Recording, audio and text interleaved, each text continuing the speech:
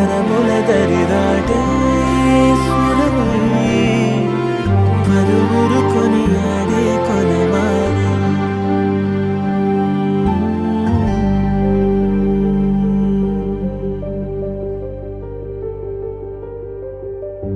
అయోధ్యను మించినది అనురాగపు సామ్రాజ్యం, అభిరాముని పుణ్యమిగా అవనిజకి సౌభాగ్యం.